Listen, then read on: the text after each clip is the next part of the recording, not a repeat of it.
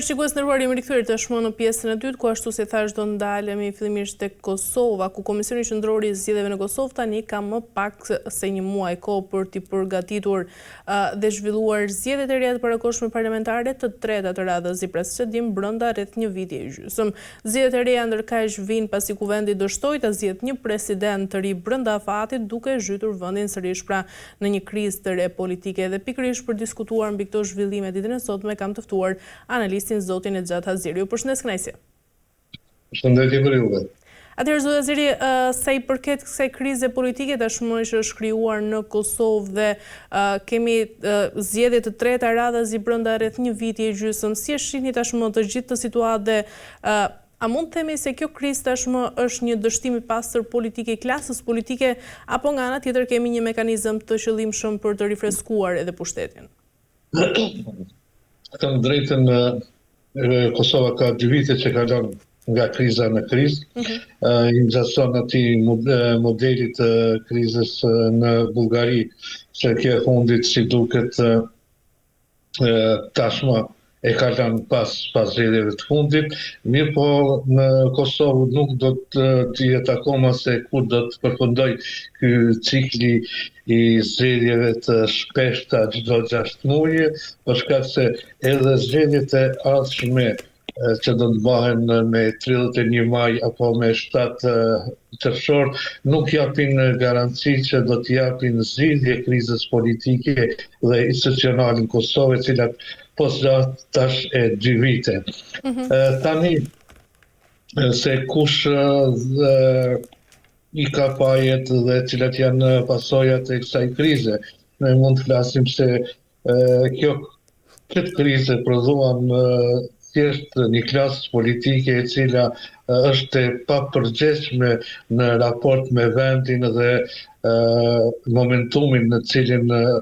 tashmë është Kosova. Që 2 vite me institucione jo stabile dhe me një jo stabilitet të përgjithshëm politik, pasojat të cilës po i vuajnë qytetarët e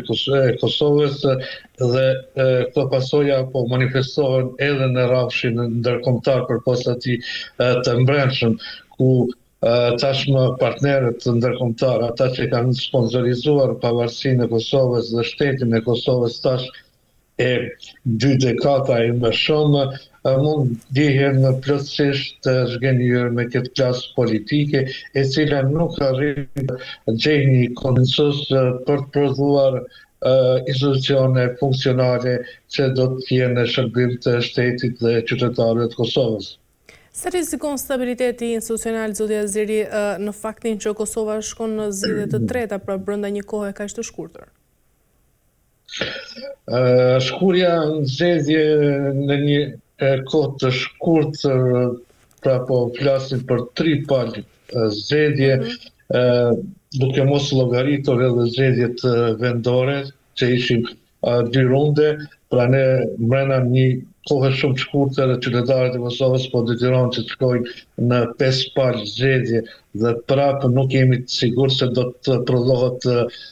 zgjidhje edhe me zgjedhjet jashtëzakonshme tani. Por ajo që është fajtori kryesor është po them edhe një herë klasa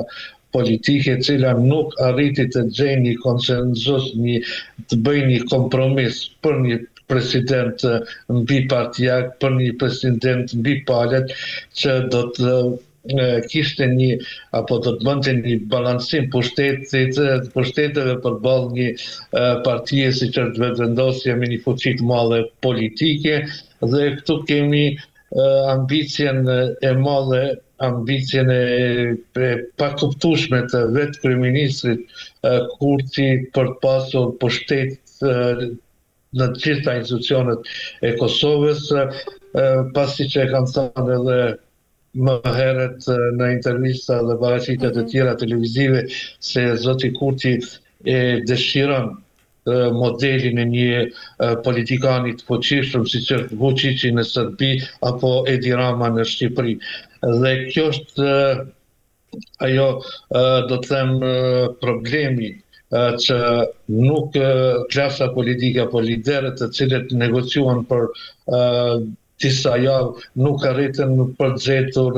një marrëveshje, një dakordancë apo për të bërë një kompromis që vendi të kishte institucione funksionale dhe vazhdonte të funksiononte si një shtet normal, me institucione kredibile, por ja që tani jemi në këtë moment dhe do të presim se çfarë do të thotë sovrani me 31 maj apo me 7 qershor. Zotja Zeri, çfarë mesazhi u jep e gjithë kjo krizë tashmë politike partnerëve ndërkombëtar për funksionimin e demokracisë në Kosovë? Është një mesazh i keq, e thash edhe më parë, është një mesazh gënjys për gjithë partnerët tanë ndërkombëtar, për aleatët tanë strategjik, të cilët kanë bërë shumë për të bërë Kosovën një shtet funksionale, pasi që donacionet e tyre të mëdha, investimet e tyre të mëdha, qoftë në çështjen e ekonomisë, qoftë në çështjet e forcimit të demokracisë dhe funksionalitetit të shtetit, tashmë ata shohin një klasë politike të papërgjeshme, një shtet jo funksionale, që prodhon vetëm kriza dhe jo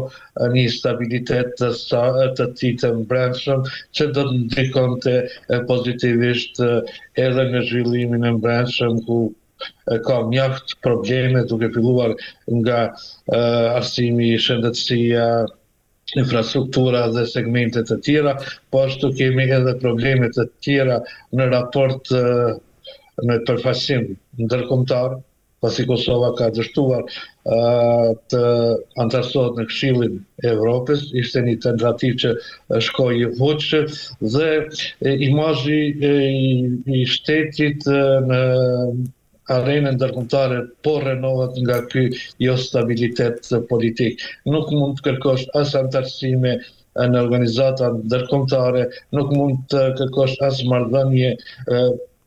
diplomatike të qëndrueshme me shtetet të tjera, kur vendi udhëhiqet nga institucione që janë në detyrë apo nga institucione të përkohshme që nuk kanë stabilitet, nuk kanë një legitimitet të plot politike qytetar, si do duhet të ishin. Zotja Zeri, nga ana tjetër, sa i lodhur është elektorati nga zgjedhjet e shpeshta dhe a rrezikon kjo të ketë një rënje pra të votuesve? Padyshim se manifestohet një lodhje tek qytetarët e Kosovës me dalje të shpeshta në këto zgjedhje dhe natyrisht se kjo do të manifestohet edhe ditën e votimeve, ku nuk pritet që të ketë një pjesëmarrje të mirë siç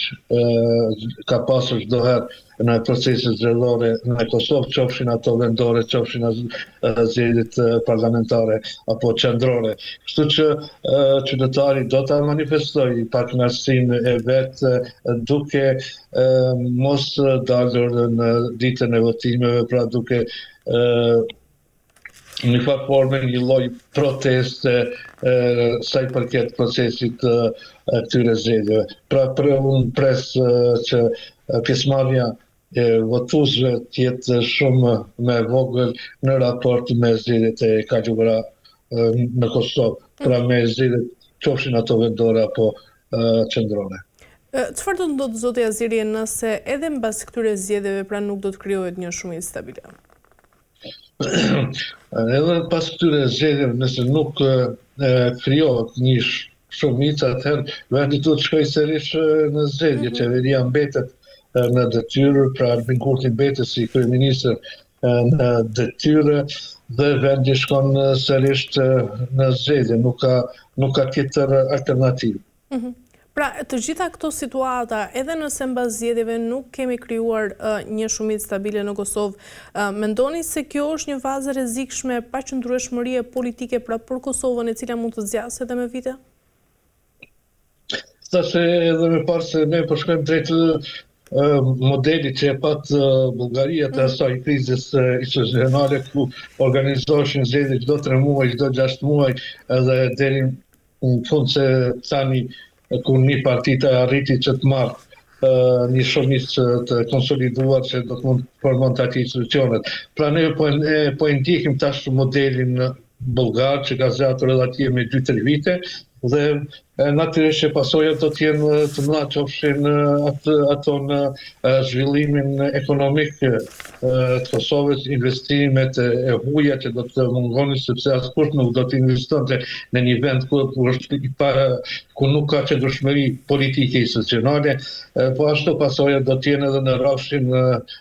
ndërkombëtar ku Kosova do të vazhdonte të ngjeste në proceset euro